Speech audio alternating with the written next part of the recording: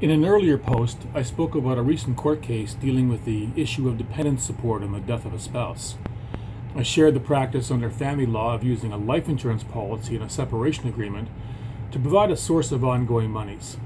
Now, lawyers and financial advisors would recommend that the dependent spouse be named as an irrevocable beneficiary on a life insurance policy that covered that supporting spouse to make sure that person couldn't change where the benefits would go.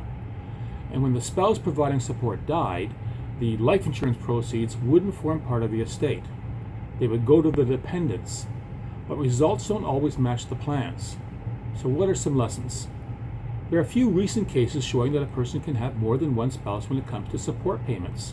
If one of the criteria of an obligation under a common law relationship is that the couple must have a child together, that child can be born before or after the death of one parent. Stephen Cameron's son was born after he died. An irrevocable beneficiary in a life insurance policy isn't so untouchable. Yeah, the owner of the policy can't change the designation without the beneficiary's consent. The proceeds on death don't generally form part of the estate. They can be available to spouses for support payments, to dependents for support payments.